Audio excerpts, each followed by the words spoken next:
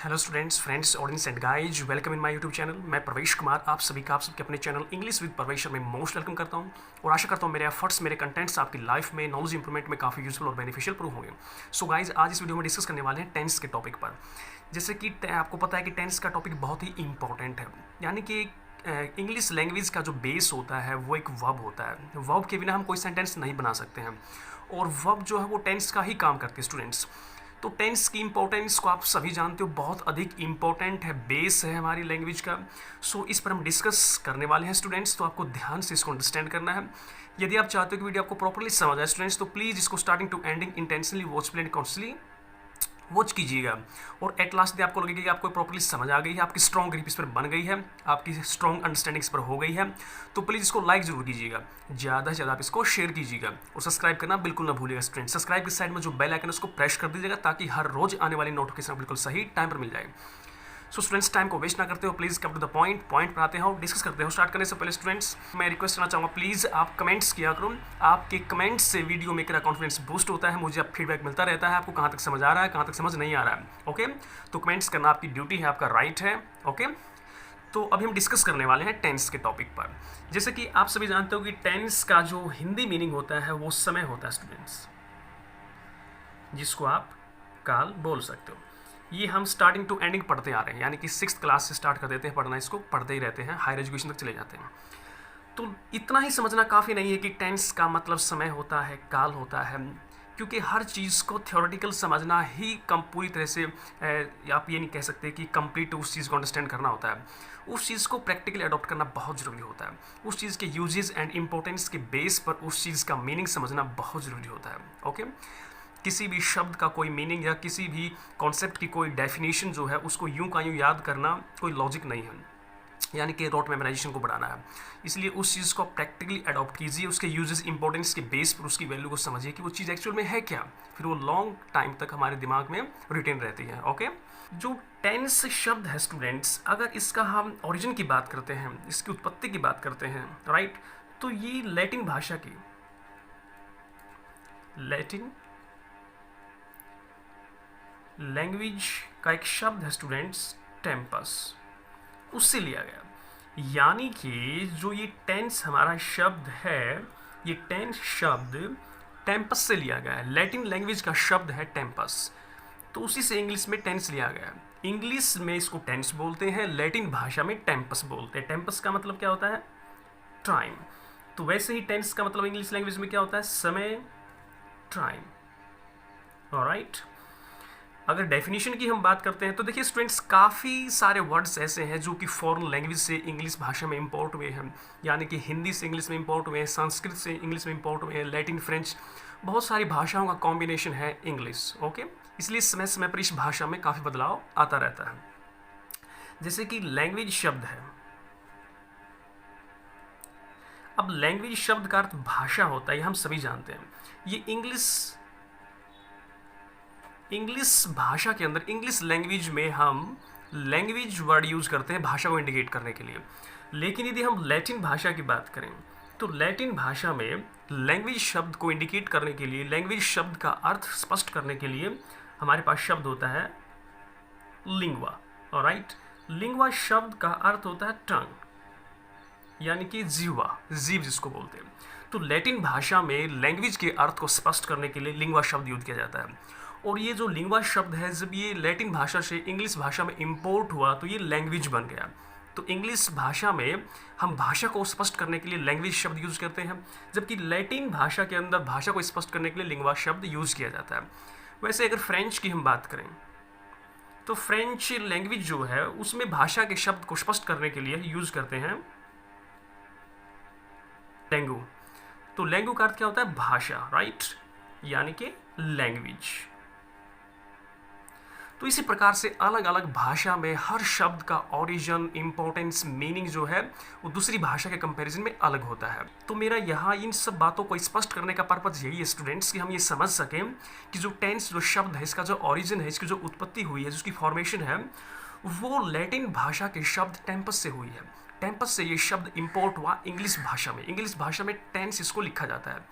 तो जो Latin language उसमें भी इसका अर्थ समय है, टाइम है। और जो इंग्लिश में इम्पोर्ट हुआ तो उस समय टाइम इसका मीनिंग है ही, ओके। केवल जो लेटर्स है वो बदल गए। उसी प्रकार से लैंग्वेज जो शब्द है जिसका अर्थ भाषा होता है, इंग्लिश में इसको लैंग्वेज लिखा जाता है भाषा को स्पष्ट करने के लिए, जबकि लैटिन भाषा में लिंग्वा शब्द से भाषा को स्पष्ट किया जाता है, क्लियर किया जाता है, जिसका अर्थ टंग होता है, जीवा जुबान जिसको बोलते हैं। फ्रेंच भाषा में लैंग्वेज को स्पष्ट करने के लिए लैंग्वेज शब्द का यूज किया जाता है। तो इस प्रकार से इसकी उत्पत्ति होती है स्टूडेंट्स। काफ़ी सारे शब्द ऐसे बनते हैं। अगर डेफिनेशन की हम बात करें तो डेफिनेशन देखिएगा students, tense is the form of a verb. Tense एक वर्ब की फॉर्म है students, which shows the time, जो वक्त को दिखाती है, समय को दर्शाती है, of an action and its degree of completeness. देखिएगा, परिभाषाएं हमेशा वही सही रहती हैं, वही लंबे समय तक हमारे माइंड के अंदर सस्टेन रहती हैं, रिटेन रहती हैं, जो परिभाषाएं हम अपने यानी कि उस चीज़ को समझ कर, उस चीज़ को अंडरस्टैंड करके उस परिभाषा को एक नया रूप देते हैं, तो वही डेफिनेशन जो हमारे माइंड में लंबे समय तक रहती है। और किताब से किसी भी डेफिनेशन को रट लेना, समझ लेना, पढ़ लेना, वो लंबे समय तक नहीं रह सकते, ओके, क्योंकि अंडरस्टैंडिंग बेस्ड चीज़ें ही लॉन्ग टर्म तक सर्वाइव करती हैं, राइट। तो देखिए अब इसका अर्थ क्या है, डेफिनेशन जो देखिए इसकी, tense is the form of a verb. Tense क्या है? एक वर्ब की फॉर्म है, एक वर्ब का ही रूप है। एक्चुअल में टेंस का कोई फॉर्म नहीं होता है। हम यूं का यूं क्लियरली किसी सेंटेंस में ये नहीं बता सकते कि ये टेंस है। टेंस को अगर हमको लिखना है सेंटेंस के अंदर, सेंटेंस तभी बनेगा जब टेंस होगा, तो उसको वर्ब की फॉर्म में लिखेंगे। तो टेंस क्या है? एक वर्ब की फॉर्म है। विच शोज द टाइम, जो क्या दिखाती है? समय दिखाती है। ऑफ एन एक्शन, किसी भी घटना का, किसी भी कार्य का, जो भी सिचुएशन घटित हो रही है, उस घटना के समय को दर्शाने का कार्य टेंस का होता है। और वो टेंस किस रूप में आता है? वर्ब के रूप में आता है, right. And its degree of completeness, यानी कि वो जो एक्शन हुआ है, वो एक्शन किसी न किसी समय पर हुआ है। उस समय में जो कार्य घटित हुआ है, यानी कि वो काम कंप्लीट हो चुका है, हो रहा है, प्रोसेस चल रही है, प्रोसेस ऑफ टाइम चल रहा है, कंप्लीशन हो गया है, तो उस कार्य की, उस घटना के घटित होने का समय कैसा है? वो अनिश्चित है, निश्चित है, क्या है? तो वो ही टाइम ऑफ डिग्री होता है। तो किसी भी कार्य कंप्लीट होने की जो डिग्री होती है, उसी को हम एक प्रकार से वर्ब के द्वारा शो करते हैं। तो अगर एट लास्ट कॉन्सिक्वेंटली बात की जाए तो टेंस क्या चीज़ है स्टूडेंट्स? टेंस हमारी लाइफ में, रोज़मर्रा की ज़िंदगी में जो भी हम कार्य करते हैं, जो भी घटनाएं घटित हो रही हैं, वो घटनाएं किसी न किसी समय पर घटित होती हैं। उस समय को शो करने के लिए हम वर्ब का यूज़ करते हैं। तो वर्ब ही टाइम है। अब वर्ब की जो फॉर्म होती है, first form, second form, third form, उन फॉर्म के हिसाब से हम बोलते हैं कि ये वर्ब की डिग्री है, टाइम की डिग्री है। मान लीजिए मैंने कहा कि ये काम होता है, मैं पढ़ता हूँ, मैं खाता हूँ, तो इस बात में कोई निश्चित नहीं है कि वो काम होता है, राइट। तो इसको हम बोल देते हैं कि टाइम की डिग्री जो है इंडेफिनिट है। फिर मैंने कहा कि मैं पढ़ रहा हूँ, तो उसमें क्या प्रोसेस चल रही है, तो वो काम चल रहा है, तो उसको हम बोल देते हैं कि ये जो टेंस की जो डिग्री है वो कंटिन्यूस चल रही है, राइट। जो वर्ब है वो कंटिन्यूस काम कर रही है। उसके बाद फिर जैसे कोई कार्य कंप्लीट हो चुका है, तो हम उसको बोलते हैं कि ये परफेक्ट हो चुका है, कंप्लीट हो चुका है। तो जो टाइम ऑफ डिग्री है, वर्ब डिग्री ऑफ वर्ब है, तो उसमें कंप्लीशन शो करती है। किसी भी काम का कंप्लीट होना, न होना, चल रहा है, कितने टाइम से चल रहा है, ये सारी डिग्री ऑफ टाइम को बताने का कार्य टेंस का होता है। और टेंस किस फॉर्म में यूज किया जाता है? वर्ब की फॉर्म में यूज किया जाता है, ऑलराइट। तो यही है टेंस, यानी कि स्टार्टिंग टू एंडिंग हम स्ट्रगल करते आ रहे हैं अपनी क्लासेस के अंदर कि टेंस होता क्या है, किस प्रकार से इसको यूज़ किया जाता है। हम सिर्फ ही याद करते हैं कि टेंस एक टाइम है, समय है, इसी से काम नहीं चलता स्टूडेंट। इसको प्रैक्टिकली आप समझिए कि टेंस कुछ नहीं है, इतनी डिफिकल्टी कुछ नहीं होती है, ये एक वर्ब का ही रूप है। जैसे हम वर्ब की फर्स्ट फॉर्म यूज़ करते हैं, एस यूज़ करते हैं, आईएनजी लगाकर यूज़ करते हैं, या फिर आप सेकंड थर्ड फॉर्म यूज़ कर रहे हो, तो वर्ब की जितनी भी फॉर्म है उतने ही टाइम है, राइट। यदि वर्ब की फॉर्म के साथ आईएनजी लगा हुआ है तो वो काम चल रहा है, तो वो टाइम क्या बता रहा है कि उस समय वो काम चल रहा है। यदि आपने थर्ड फॉर्म यूज़ किया वर्ब का, तो समझ लीजिए वो काम हो चुका है, टाइम ने बता दिया कि वो काम हो चुका है, राइट। तो ये होता है आपका टेंस। अब इस वीडियो में डिस्कस करेंगे टेंस के जो सिंपल रूल्स हैं, यानी कि टेंस के तीनों part, present, past and future, इन तीनों के इंडेफिनिट टेंसेस को हम यूज़ करने वाले हैं यहाँ, और उनके भी सिंपल रूल्स को, ओके। तो अब यहाँ जो डिस्कस होगा वो टेंस के तीनों पार्ट पर, प्रेजेंट, पास्ट एंड फ्यूचर, इन तीनों के इंडेफिनिट, ऑलराइट।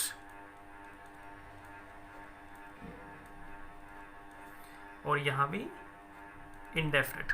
तो कहने का मतलब क्या है कि present indefinite, past indefinite, future indefinite, तीनों टेंसेज के जो फर्स्ट पार्ट है इंडेफिनिट टेंसेज, उनके हम सिंपल रूल्स पढ़ेंगे। ज़्यादा डिफिकल्ट रूल पर भी डिस्कस नहीं करेंगे, सिंपल रूल्स पर डिस्कस करेंगे, राइट। उसके बाद हम ग्रेजुअली इसका जो डिफिकल्ट पोर्शन है पार्ट, उसको भी हम डिस्कस करेंगे, राइट। तो सबसे पहले हम सिंपल रूल्स पर डिस्कस करेंगे। तो देखिएगा, सबसे पहले प्रेजेंट टेंस की बात कर लेते हैं।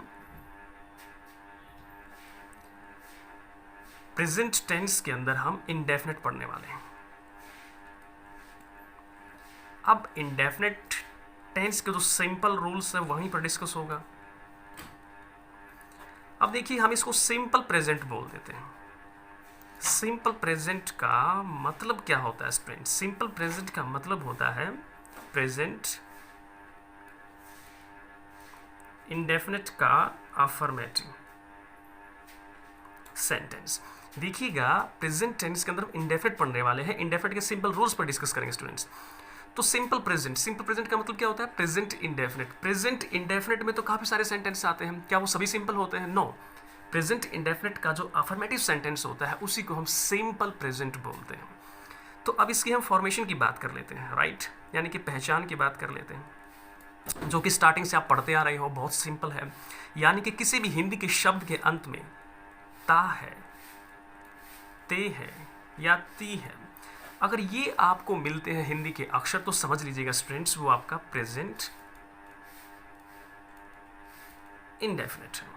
अब मैं इसको ज़्यादा कॉम्प्लिकेटेड नहीं बनाऊंगा, ज़्यादा कॉम्प्लेक्स नेचर वाला नहीं बनाऊंगा इसको, कि इसकी पहचान और भी हो सकती है, लेकिन नहीं, बिल्कुल नहीं। इसकी पहचान सिर्फ ता है, ते है, ती है आपको मिलेगी। सिंपल रूल्स की बात कर रहा हूँ। प्रेजेंट इंडेफिनिट की पहचान होती ही ये है स्टूडेंट्स, ओके। अगर इससे कुछ अलग डिफरेंट है तो उसको हम आगे डिस्कस कर लेंगे। तो अब इसके फॉर्मेशन की बात कर लेते हैं। फॉर्मेशन का मतलब क्या होता है? स्ट्रक्चर, इसकी उत्पत्ति कैसे हुई, कैसे बना प्रेजेंट इंडेफिनिट का स्ट्रक्चर क्या है? तो देखिए, सबसे पहले हम सेंटेंस अफर्मेटिव को लेंगे। अब अफर्मेटिव जो सेंटेंस हमारा है, इस सेंटेंस का फॉर्मेशन क्या है वो देखिए।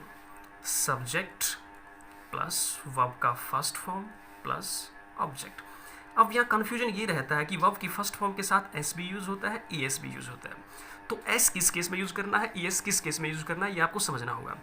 देखिएगा, जो सब्जेक्ट होता है स्टूडेंट, सब्जेक्ट यदि हमारा सिंगुलर है, सिंगुलर नाउन है, या फिर सिंगुलर हमारा प्रोनाउन है।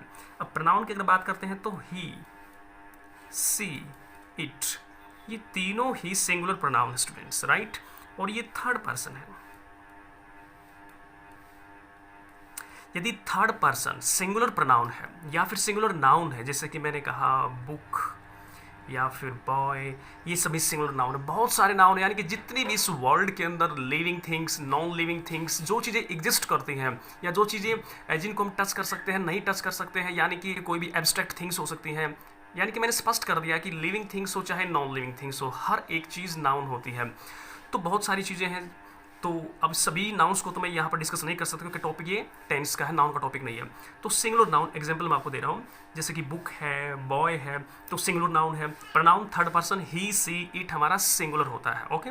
अगर ये मिलते हैं तो आपको सब्जेक्ट के फॉर्म मिलते हैं, तो वर्ब की फर्स्ट फॉर्म के साथ एस एस आप यूज करोगे, राइट।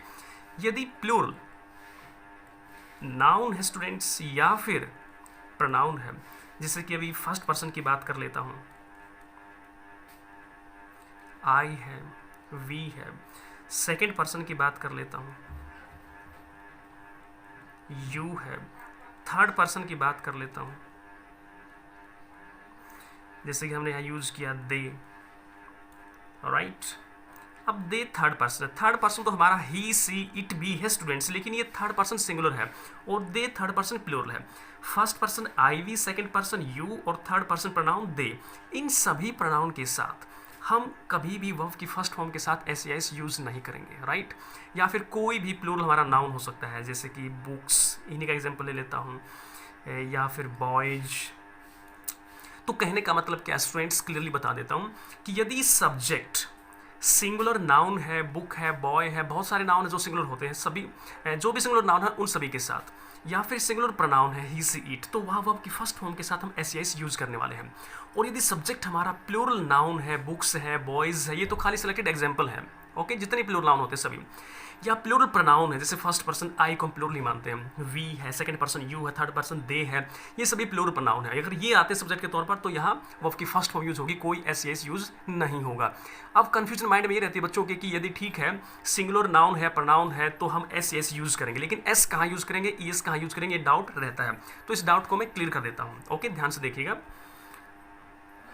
ये समझा देता हूँ। यदि आपकी वर्ब का लास्ट लेटर, यदि वर्ब का लास्ट लेटर स्टूडेंट्स वाउल है, अब वाउल हमारे पास कितने हैं, ए ई आई ओ यू, 5 हैं। तो देखिएगा इन 5 वाउल्स में से यदि 4 मिलते हैं, ए आई ओ यू, किसी भी वर्ब का लास्ट लेटर वाउल है और वाउल में से 4 वाउल में से कोई भी है ई को छोड़कर, तो स्टूडेंट्स वहाँ डेफिनेटली आपको ईएस लगाना है। जैसे मैंने कहा डू, ओ वाउल है तो डज, जैसे कहा गो, ओ वाउल है गोज, राइट। लेकिन ई की मैंने बात क्यों नहीं की, क्योंकि ई एक ऐसा वाउल है यदि ई लास्ट में आता है, जैसे मैंने कहा टेक या फिर एग्री या फिर सी, यदि खाली सिंगल ई आता है या फिर डबल ई आता है तो वाउल, लेकिन उसके बाद सिर्फ एस यूज होगा, क्योंकि ई होने के बाद या फिर डबल ई होने के बाद हम एक्स्ट्रा एक और ई यूज़ नहीं कर सकते, क्योंकि वाउल के बाद एस लगाना है। यदि ई पहले से लगा हुआ है तो फिर एक और एस हम यूज़ नहीं कर सकते, इसलिए इस वाउल के साथ हम सिर्फ एस यूज़ करते हैं, राइट। जैसे टेक्स होता है, एग्रीज होता है, हालांकि देखिएगा टेक एस लगा हुआ है, एग्रीज एस लगा हुआ है, सीज एस लगा हुआ है, राइट। तो फिर हमको ध्यान देना है कि यदि ई है, डबल ई है, तो वहाँ सिर्फ हम एस यूज़ करने वाले हैं। और जो नेक्स्ट इसका तरीका है समझने का वो ये रहेगा, और यदि किसी भी वर्ब के बाद लास्ट लेटर, यदि वर्ब के बाद लास्ट लेटर कॉन्सोनेंट होता है तो फिर स्टूडेंट्स वहाँ हम एस यूज़ करने वाले हैं। जैसे मैंने यहाँ लिखा स्विम, अब लास्ट कॉन्सोनेंट है तो हम यहाँ एस यूज़ करेंगे। जैसे मैंने लिखा रन, एन कॉन्सोनेंट है तो हम यहाँ यूज़ करेंगे एस, रन्स, ओके। और देखिएगा नेक्स्ट रूल, अब कुछ ऐसे कॉन्सोनेंट भी होते हैं स्टूडेंट्स जिनके बाद हमें ईएस यूज़ करना होता है। यदि किसी भी वर्ब का लास्ट लेटर एस है, S S, S H, C H, X, Z या ओ, राइट। अभी देखिएगा ओ तो हमने पहले यूज़ कर लिया, इसको पढ़ चुके हैं, तो इसको हम मेंशन यहाँ नहीं करेंगे। S, S S, S H, C H, X, Z, तो ये सभी के सभी क्या हैं, कॉन्सोनेंट हैं। और रूल हमने पढ़ा कि कॉन्सोनेंट्स के बाद हमें एस यूज़ करना है, लेकिन ये एक्सेप्शनल केस में यूज़ किए जाते हैं स्टूडेंट्स। इनके बाद हमको ई एस यूज़ करना है, जैसे कि हमने यूज़ किया वॉच, अब सी एच यूज़ किया है। अब देखिएगा एच कॉन्सोनेंट है, वैसे तो लगना चाहिए एस, लेकिन ये एक्सेप्शनल केस में आते हैं, वहाँ हमको ई एस यूज़ करना है, राइट। वॉचेज, जैसे कि रिच, अब सी एच है, वैसे तो एच कॉन्सोनेंट है, लेकिन यदि ये लेटर्स आते हैं तो फिर वो एक्सेप्शनल केस माना जाएगा, तो एच के बाद फिर क्या यूज़ करेंगे, ई एस, रिचीज। और यदि नाउन के बाद भी आते हैं, नाउन के साथ भी यही रूल लागू होता है, यदि ये नाउन के साथ भी आते हैं, जैसे मैंने कहा ग्लास, डबल एस, तो ग्लासेज, ओके। क्योंकि नाउन के साथ भी ये रूल है कि नाउन का यदि लास्ट लेटर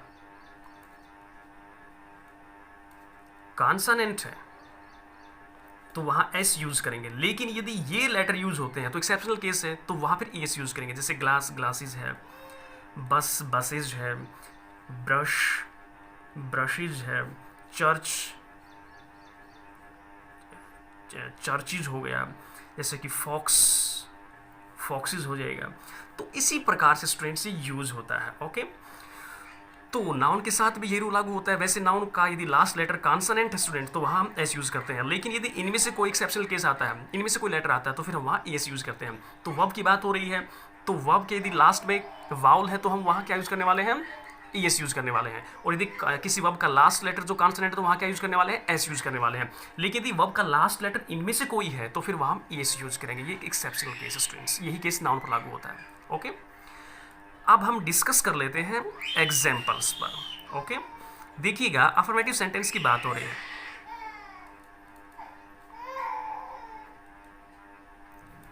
अफर्मेटिव सेंटेंस का स्ट्रक्चर आपने पढ़ लिया, सब्जेक्ट प्लस वर्ब का फर्स्ट फॉर्म प्लस ऑब्जेक्ट। अब कहाँ एस लगाना है, कहाँ एस लगाना, आपको ये समझ आ गया। एग्जाम्पल ले लेते हैं सिंपल, ओके। जैसे मैंने कहा कि मैं स्कूल जाता हूँ, आई गो टू स्कूल, हम सिंपल एग्जाम्पल लेंगे। अगर आपको सिंपली ये चीज़ें समझ आ जाती हैं तो फिर आप कितना ही कॉम्प्लिकेटेड नेचर का कोई भी सेंटेंस आप बना सकते हो। आई गो टू स्कूल, अब आई क्या है, फर्स्ट पर्सन, इसको हम प्लूरल में ही काउंट करते हैं, तो कोई वर्ब के साथ एस नहीं लगेगा। जैसे मैंने कहा कि वह स्कूल जाता है, ही गोज टू स्कूल। अब ही सी इट सिंगुलर हमारा प्रोनाउन है, तो यहाँ एस यूज करेंगे, राइट। तो यहाँ हमने एस यूज किया है, ओके। तो कोई नाउन यूज कर लीजिए। जैसे मैंने कहा कि बॉय गोज टू स्कूल, लड़का स्कूल जाता है। अब देखिए बॉय सिंगुलर नाउन है, यदि मैं यहाँ पर बॉयज लिखता तो बॉयज गो टू स्कूल, लड़के जो है वो स्कूल जाते हैं। तो यहाँ क्या हो गया, हमारा प्लूरल नाउन हो गया। तो यहाँ हमने वर्ब के साथ कोई एस यूज़ नहीं किया है, और यहाँ सिंगुलर नाउन है तो वर्ब के साथ हमने एस यूज़ किया है। उसके बाद देखिएगा नेगेटिव सेंटेंस का स्ट्रक्चर देख लेते हैं। सब्जेक्ट प्लस डू नॉट या फिर डज नॉट, वर्ब का first form plus object. Simple rules पर डिस्कस हो रहा है, बिल्कुल सिंपल स्ट्रक्चर स्टूडेंट्स, ओके। तो देखिए जैसे मैंने कहा कि I do not go to school, I do not go to school, मैं स्कूल नहीं जाता। और यदि मैं ही लिखता हूं तो he does not go to school, right. अब देखिएगा डू नॉट कहाँ यूज होता है, वही सेम सिचुएशन है, सिंगुलर नाउन या फिर प्रोनाउन के साथ हम क्या यूज करने वाले हैं, डज नॉट। और यदि प्लूरल नाउन है स्टूडेंट्स या प्रोनाउन है तो वहाँ क्या यूज करने वाले हैं, डू नॉट। अब सिंगुलर नाउन मैंने एग्जांपल दे रखे हैं आपको, सिलेक्टेड, बॉय है, बुक है, टीचर है, स्टूडेंट है। और जो सिंगुलर हमारे प्रोनाउन क्या है, ही सी इट, इनके साथ। और प्लूरल में अभी प्रोनाउन कौन से काउंट होते हैं, आई वी यू दे। सिलेक्टेड हमारे पास प्लूरल प्रोनाउन है, सिलेक्टेड हमारे पास सिंगुलर प्रोनाउन है, और नाउन की कोई लिमिट नहीं है, ओके। जितने चाहे आप सिंगुलर यूज़ कर सकते हो, जितने चाहे आप प्लूरल यूज़ कर सकते हो, फिर भी हम एग्जांपल के तौर पर ले रहे हैं। जैसे कि हम यूज़ कर रहे हैं बुक को, स्टूडेंट को, या फिर बॉय को, जो भी है आपका, राइट। तो अब यहाँ अगर एस यूज़ कर रहे हैं, बॉयज यूज़ कर रहे हैं, तो फिर हमारा प्लूरल हो जाएगा, तो वहाँ हम डू नॉट यूज़ करने वाले हैं। तो एग्जाम्पल आपको समझ आएगा। अब देखिए इंटेरोगेटिव। अब इंटेरोगेटिव सेंटेंस स्ट्रक्चर क्या होगा, डू या फिर डज। डू या फिर डज को हम बाहर निकालेंगे, प्लस सब्जेक्ट, वर्ब का first form plus object, sign of interrogation.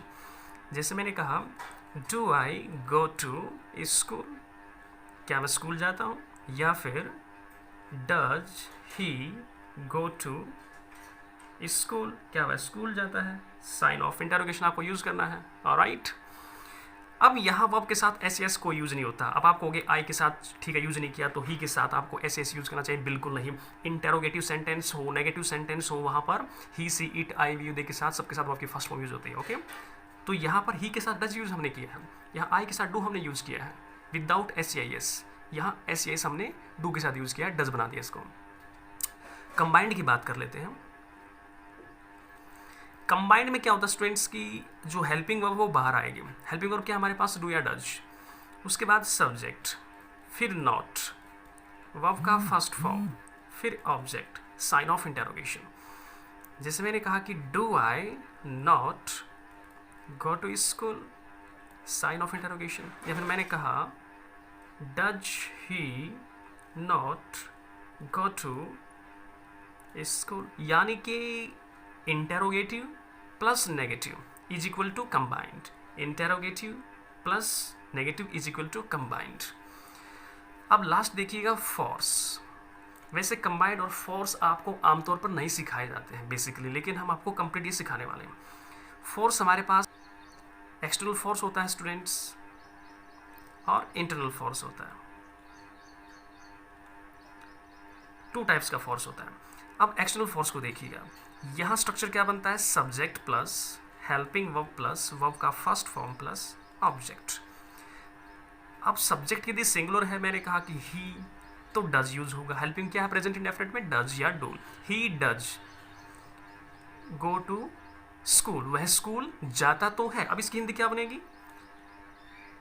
वह स्कूल जाता तो है, राइट। यानी कि फोर्स से बाहर का दबाव है, वह स्कूल जाता तो है, राइट। तो डज या डू, हेल्पिंग के बाद सीधा वर्ब की फर्स्ट फॉर्म यूज करना। एक्सटर्नल फोर्स होता है प्रेजेंट इंडेफिनिट का। ये आपको ऑकवर्ड लगेगा कि डज के बाद कोई नॉट नहीं है, सीधा फर्स्ट फॉर्म यूज़ किया गया है। लेकिन यदि सेंटेंस की हिंदी है, वह पढ़ता तो है, वह आता तो है, वह खाता तो है, वह पीता तो है, वह जाता तो है, वह खेलता तो है, तो वहाँ फिर हमको सब्जेक्ट के अकॉर्डिंग सिंगुलर है तो डज, प्लूरल है तो डू, और डायरेक्टली वर्ब का फर्स्ट फॉर्म यूज़ करना है। और यदि इसमें लिखा कि आई, तो फिर हम क्या यूज़ करने वाले हैं, I do go to school, यानी कि मैं स्कूल जाता तो हूँ। ऑलराइट, समझ आ रहा है सभी को? ये हमारा प्रेजेंट इंडेफिनिट का एक्सटर्नल फोर्स है। इंटरनल फोर्स को देखिएगा स्टूडेंट्स।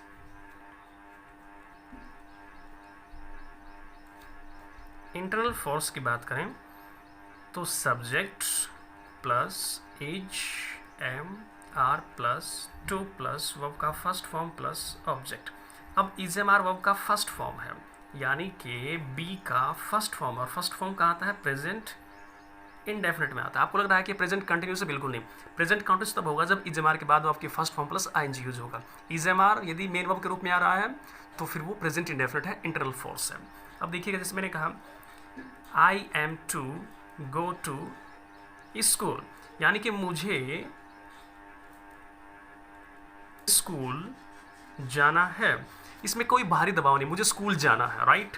यदि हम ही यूज कर रहे हैं तो he is to go to school, उसे स्कूल जाना है। यदि हम दे यूज कर रहे हैं तो फिर आर आ जाएगा, they are to go to school, उन्हें स्कूल जाना है, राइट। और यदि हम नियर यूज करते हैं तो इसकी सेंस बदल जाएगी, जाने वाला है। जैसे मैंने कहा I am near to go, मैं जाने वाला हूं। यदि मैंने कहा कि he is near to come, वह आने वाला है।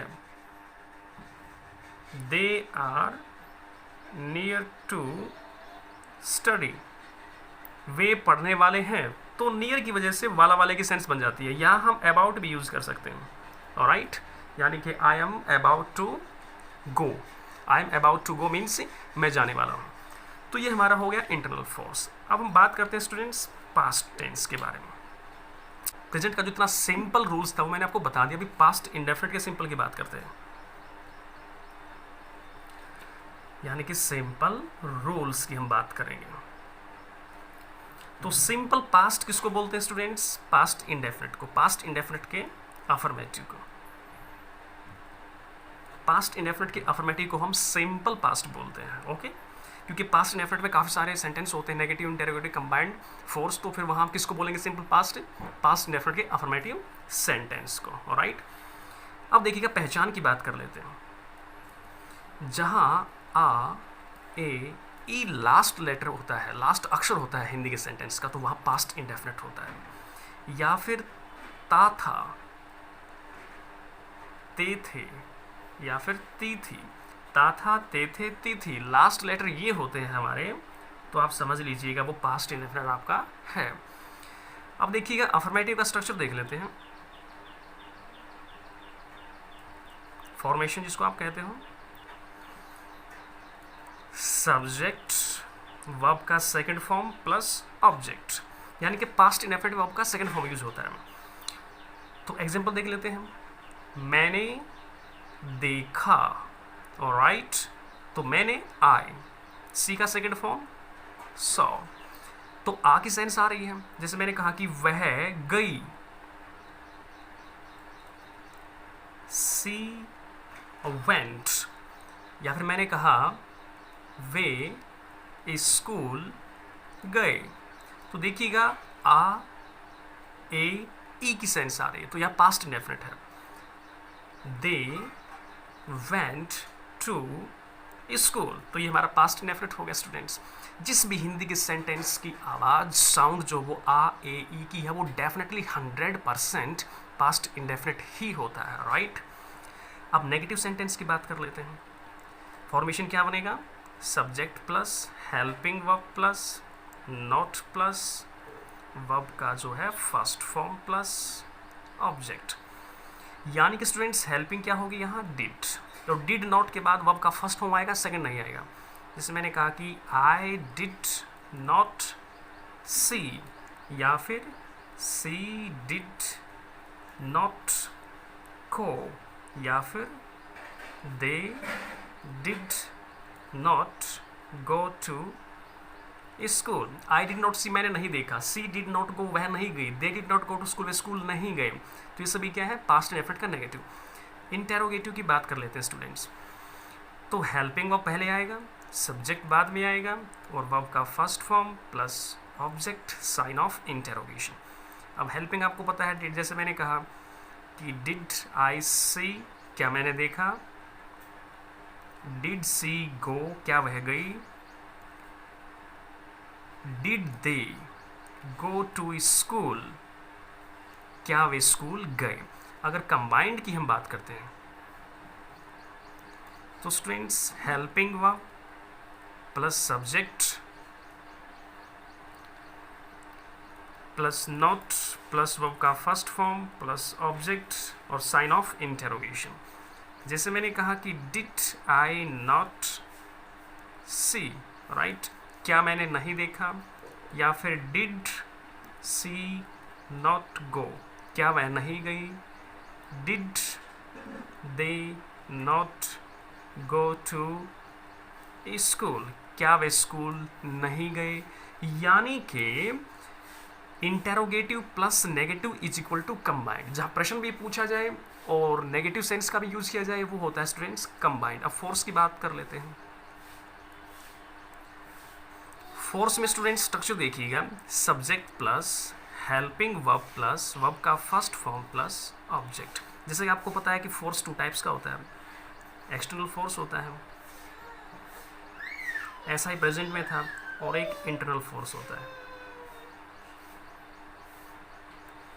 टू टाइप्स का फोर्स होता है स्टूडेंट्स, ओके। तो एक्सटर्नल फोर्स की बात करें, ये स्ट्रक्चर किस चीज़ का है, एक्सटर्नल फोर्स का। तो सब्जेक्ट जैसे मैंने कहा कि ही, अब यहाँ कोई ऐसा कंफ्यूजन नहीं है कि ही के साथ डिड यूज़ करना है, आई के साथ नहीं यूज़ करना है। यहाँ पर सिर्फ एक ही हेल्पिंग है, ही सीट के साथ भी, आई व्यू दे के साथ भी, सिंगुलर नाउन हो या प्रोनाउन हो, सबके साथ डिड यूज़ करना है। तो he did go to school, अब डिड के बाद डायरेक्टली बगैर नॉट के फर्स्ट फॉर्म यूज़ कर रहे हैं, तो इसका हिंदी क्या हुआ, वह स्कूल जाता तो था, राइट, यानी कि फोर्स है, वह स्कूल जाता तो था। और यदि यहाँ पर ऐसे यूज़ किया, आई डिड हेल्प हिम, तो इसकी हिंदी क्या बनेगी, मैं उसकी सहायता करता तो था, यानी कि ता तो था, ओके, ये काम होता तो था, ये फोर्स है। तो एक्सटर्नल फोर्स के लिए हम इस प्रकार के स्ट्रक्चर को फॉलो करेंगे। अब इंटरनल फोर्स को देखिएगा, अगर हम इंटरनल फोर्स की बात करते हैं तो स्ट्रक्चर क्या रहेगा students, subject plus was verb plus to plus verb की फर्स्ट फॉर्म प्लस ऑब्जेक्ट, यानी कि वॉज वर्ब की सेकंड फॉर्म है, इसलिए ये क्या हुआ, पास्ट इंडेफिनिट हुआ। अब आपको लग रहा है कि वॉज वर्ब तो पास्ट कंटिन्यूस होता है, लेकिन यदि वर्ब के फर्स्ट फॉर्म प्लस आईएनजी साथ में होती तो पास्ट कंटिन्यूस होता स्टूडेंट्स। अब ये वॉज वर्ब मेन वर्ब का काम कर रहा है, ये मेन वर्ब का काम कर रहा है, यानी कि बी का सेकंड फॉर्म पास्ट इंडेफिनिट में ही आता है। अब ये हमारा इंटरनल फोर्स है, जैसे मैंने इसमें कहा कि I was to go to school, मुझे स्कूल जाना था, ऑलराइट, यानी कि मुझे स्कूल जाना था, ये इंटरनल फोर्स है, किसी का दबाव नहीं है। फिर मैंने यूज़ किया कि यहाँ पर एक प्लूरल सब्जेक्ट से ले लेते हैं, जैसे कहा कि you were to go to school, तुम्हें स्कूल जाना था, ऑलराइट, यानी कि एक प्रकार से वो कह रहा है कि तुम्हें स्कूल जाना था। इसमें कोई एक्सटर्नल फोर्स नहीं है स्टूडेंट्स, ओके, कि उसे स्कूल जाना था, उसे स्कूल जाना पड़ेगा, या वह स्कूल जाता तो था, तो इसमें आउटर फोर्स आ रहा है। तो I was to go to school, मुझे स्कूल जाना था, उसे स्कूल जाना था, तुम्हें स्कूल जाना था, एक इंटरनल फोर्स की बात हो रही है।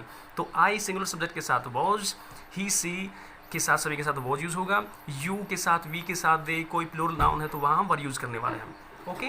तो वॉज वर के बाद टू प्लस फर्स्ट फॉर्म, एक इंटरनल फोर्स हमारा हो गया। अगर हम यहाँ यूज़ करते हैं नियर, जैसे मैंने कहा कि he was near to go, यानी कि वह जाने वाला था,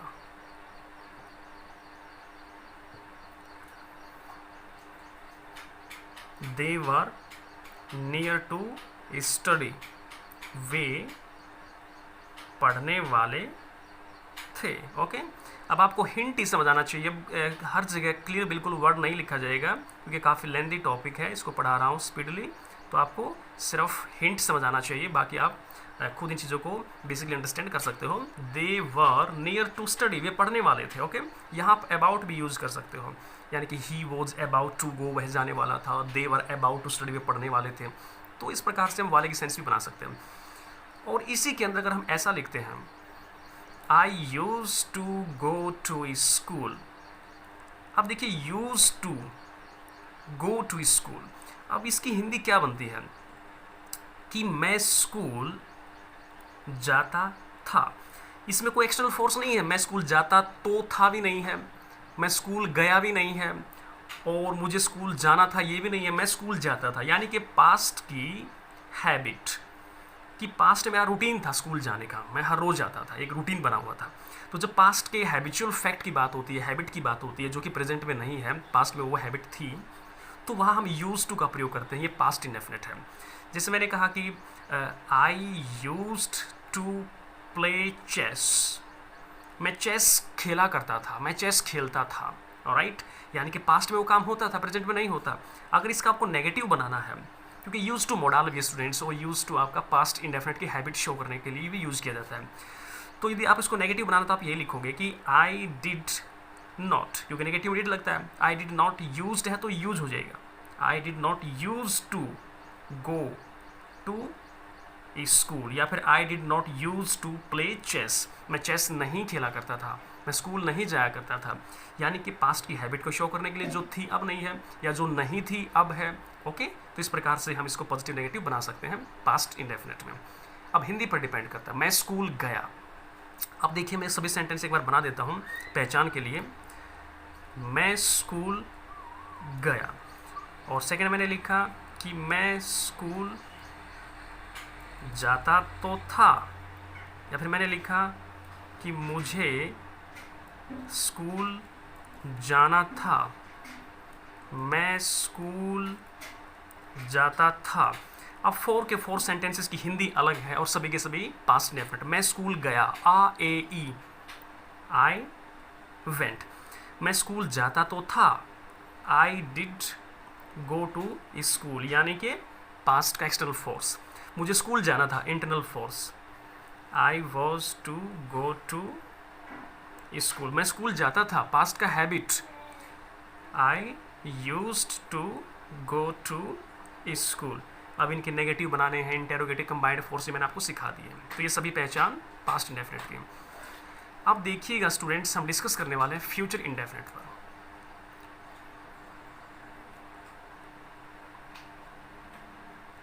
फ्यूचर इंडेफिनिट का जो अभी हम सिंपल रूल पढ़ेंगे, सिंपल रूल पर ही डिस्कस चल रहा है स्टूडेंट्स। अब इसकी पहचान की बात कर लेते हैं। देखिए सिंपल फ्यूचर किसको बोलते हैं? सिंपल फ्यूचर होता है आपका फ्यूचर इंडेफिनिट, यानी कि फ्यूचर इंडेफिनिट को ही हम सिंपल फ्यूचर बोलते हैं स्टूडेंट्स। ओके, अब सिंपल फ्यूचर जो है, फ्यूचर इंडेफिनिट हो गया। फ्यूचर इंडेफिनिट का जो अफर्मेटिव सेंटेंस होता है उसी को हम कहेंगे सिंपल फ्यूचर। ऑलराइट, क्योंकि सिंपल फ्यूचर में काफ़ी सारे सेंटेंस होते हैं, नेगेटिव भी होता है, तो उसको हम सिंपल फ्यूचर नहीं बोल सकते हम। तो सिंपल फ्यूचर किसको बोलेंगे? फ्यूचर इंडेफिनिट के अफर्मेटिव सेंटेंस को। अब देखिएगा हम स्ट्रक्चर पढ़ लेते हैं, पहचान देख लेते हैं पहले। पहचान गा गे गी, ये इसकी पहचान है। जहाँ भी हिंदी के सेंटेंस में गा गे गी होगा वो हमारा जो है फ्यूचर इंडेफिनिट होगा। अब इसका अफर्मेटिव देख लेते हैं, इसका स्ट्रक्चर देख लेते हैं students. Subject plus will shall plus verb का first form plus object. Will shall का हम यूज़ कहाँ करेंगे वो आपको बता देंगे हम। सब्जेक्ट पर डिपेंड करता है। सब्जेक्ट यदि हमारा आई है, वी है, यानी कि स्टूडेंट फर्स्ट पर्सन है, तो फिर हम वहाँ यूज़ करने वाले हैं शैल। और यदि हमारा सब्जेक्ट सेकंड पर्सन है या थर्ड पर्सन है, यानी कि यू, ही, सी इट या दे, तो फिर हम वहाँ यूज़ करेंगे विल को, ऑलराइट। लेकिन मॉडर्न इंग्लिश में ऐसा नहीं, वहाँ पर सिंगुलर सब्जेक्ट हो या प्लूरल सब्जेक्ट हो, सिंगुलर प्रोनाउन हो या प्लूरल प्रोनाउन हो, सभी के साथ हम विल का यूज़ कर सकते हैं। वो किस कंडीशन में देखिएगा।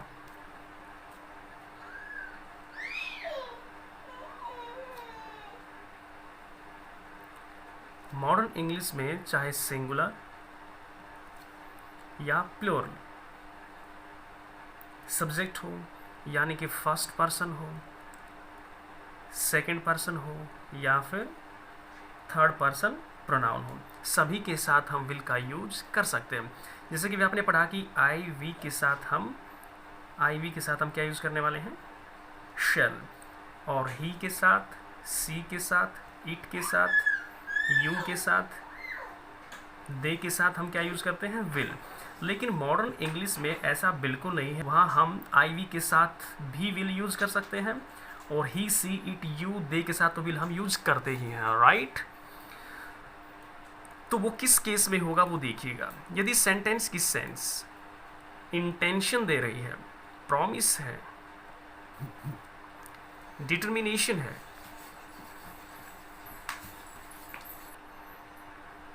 थ्रेट है, वार्निंग है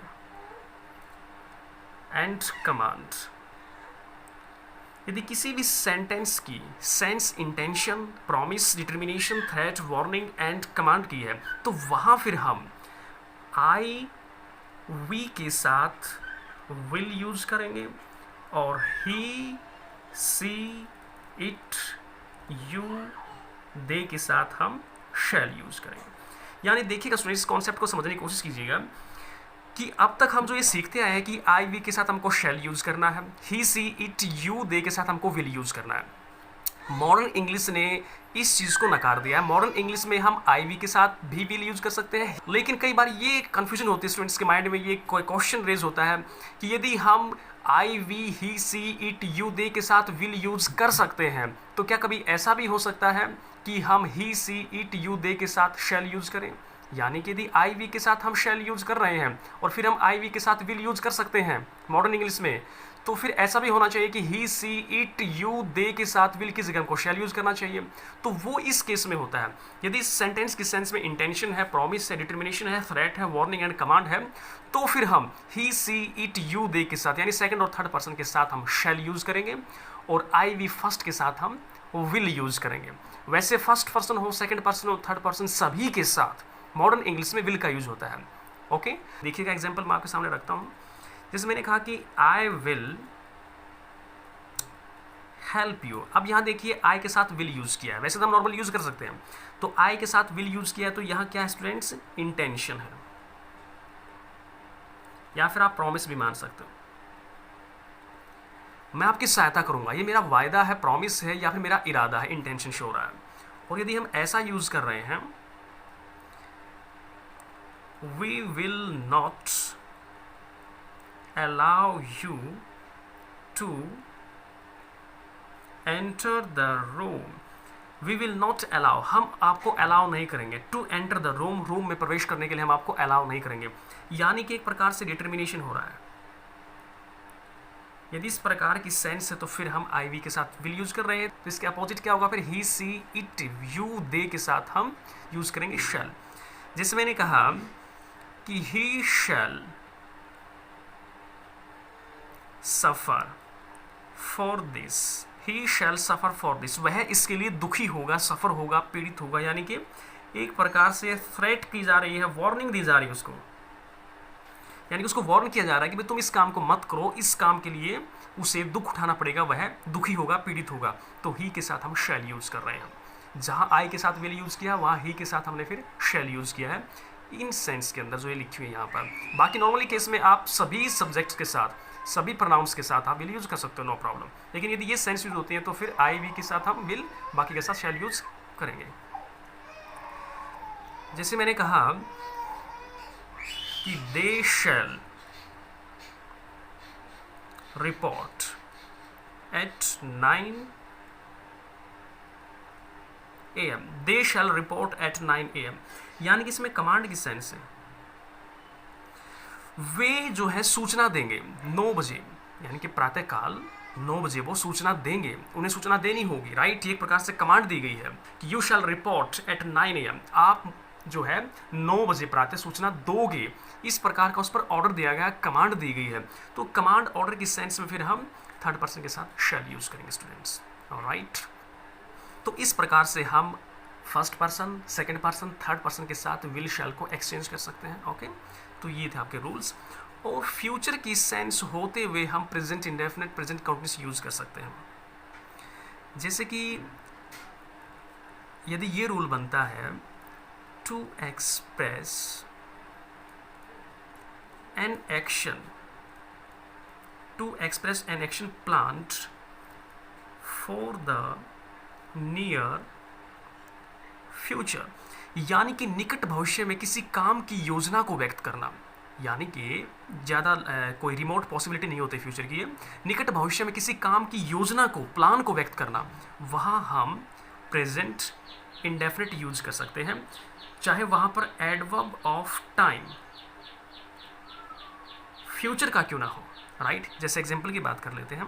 जैसे मैंने कहा कि our examinations begin from next week, हमारी परीक्षाएं जो है वो शुरू होंगी अगले सप्ताह से। अभी नेक्स्ट वीक क्या है, नियर फ्यूचर को बता रहा है, यानी कि आने वाले समय को बता रहा है। ये फ्यूचर का एडवर्ब ऑफ टाइम हो गया नेक्स्ट वीक, अगले सप्ताह। तो फ्यूचर का एडवर्ब ऑफ टाइम होते हुए भी प्रेजेंट इंडेफिनिट में काम हो रहा है, क्योंकि इसमें योजना व्यक्त की गई है। परीक्षा होने का जो कार्य है, उस कार्य की जो योजना है, उस योजना को बताया गया है। ये योजना पक्की नहीं है, निश्चित नहीं है, खाली योजना मात्र है, प्लान मात्र है ये, ओके। तो ऐसे सेंस में हम फ्यूचर का एडवर्ब ऑफ टाइम होते हुए भी हम प्रेजेंट इंडेफिनिट यूज कर सकते हैं, ओके। अब नेक्स्ट रूल की बात करते हैं। To express an action definitely planned for the near future, यानी कि ऐसे कार्य को व्यक्त करने के लिए जो नज़दीक भविष्य में किसी कार्य को व्यक्त करते हैं जो कि निश्चित हो चुका है। कहने का मतलब ये स्टूडेंट्स की निकट भविष्य में जो कार्य पक्का हो चुका है, डेफिनेटली प्लान्ड है, निश्चित हो चुका है वो कार्य, उसके लिए हम प्रेजेंट कंटिन्यूअस को यूज कर सकते हैं।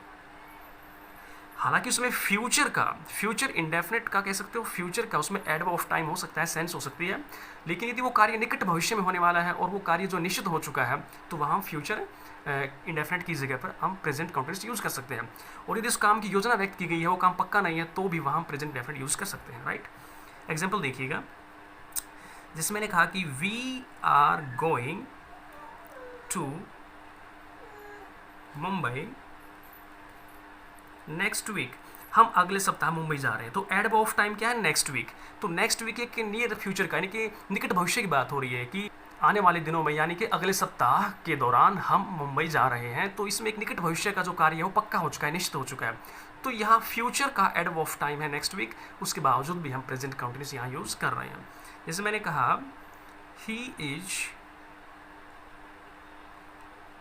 Inviting me to the feast tomorrow. Feast होता है दावत, और यदि यहाँ बीस्ट लिखा जाए तो होता है जानवर। He is inviting me to the feast, तो इसकी सेंस क्या बनी स्टूडेंट्स कि वह कल मुझे दावत के लिए इनवाइट करेगा, या फिर वह कल मुझे दावत के लिए इनवाइट कर रहा है। तो टुमारो क्या है, एडवर्ब ऑफ टाइम फ्यूचर का, लेकिन इसमें जो है नियर, जो फ्यूचर है, जो निकट भविष्य की जो कार्य ये होने वाला है, उसका एक प्लान जो फिक्स हो चुका है, यानी कि डेफिनेटली प्लान वो कार्य है, निश्चित कार्य है, वो निश्चित समय उसका निर्धारित हो चुका है। तो फिर वहाँ हम प्रेजेंट कंटिन्यूअस यूज करने वाले हैं। सेंस फ्यूचर इंडेफिनिट का है, लेकिन फिर भी हम प्रेजेंट कंटिन्यूअस यूज करेंगे, ओके स्टूडेंट्स। तो कहने का मतलब यही है कि यदि फ्यूचर का एडवर्ब ऑफ टाइम है, सेंस है, लेकिन उसमें नियर फ्यूचर का प्लान दिया गया है जो कि पक्का नहीं है, तो प्रेजेंट इंडेफिनिट यूज कर सकते हैं हम। या फिर उसमें प्लान जो है वो फिक्स हो चुका है, डेफिनेटली प्लान्ड है, और फ्यूचर का उसमें एडवर्ब ऑफ टाइम है, तो उसमें हम प्रेजेंट कंटिन्यूअस यूज कर सकते हैं। या फिर कोई इंटेंशन वाला कार्य है, तो वहाँ हम यूज करेंगे प्रेजेंट कंटिन्यूअस। जैसे मैंने कहा कि I am going to build a house, I am going to build a house, यानी कि मैं घर बनाने जा रहा हूँ। यानी कि इसमें क्या है, निकट भविष्य, अभी नहीं बना रहा हूँ, बनाने जा रहा हूँ, नियर फ्यूचर की बात हो रही है, ओके। तो मैं घर बनाने जा रहा हूँ, तो इंटेंशन है तो यहाँ प्रेजेंट कंटिन्यूस यूज़ किया जा रहा है और इसमें फ्यूचर का सेंस है। जैसे मैंने कहा कि it is going to rain, it is going to rain, वर्षा होने जा रही है, यानी कि वर्षा होने वाली है, हो नहीं रही है, वर्षा होने जा रही है। ओके, तो फ्यूचर की सेंस बन रही है, प्रेजेंट कंटिन्यूस हम यूज़ कर रहे हैं, इंटेंशन की बात हो रही है। ओके, तो ये था स्टूडेंट्स टेंस के तीनों पार्ट्स, प्रेजेंट, पास्ट और फ्यूचर के जो इंडेफिनिट टेंसेस थे उनके सिंपल रूल्स। आशा करता हूँ स्टूडेंट्स आपको यहाँ तक कंप्लीटली समझ आ गया होगा। फिर भी कोई डाउट स्टूडेंट्स तो आप कमेंट बॉक्स में शेयर कर सकते हो। तो स्टूडेंट्स इस वीडियो में इतना ही, मिलते हैं नेक्स्ट वीडियो में टेंसेस के अलग अलग पार्ट्स के सिंपल रूल्स के साथ। तब तक के लिए thanks for watching this video, thank you very much, take care, keep studying, keep enjoying, bye guys and best of luck.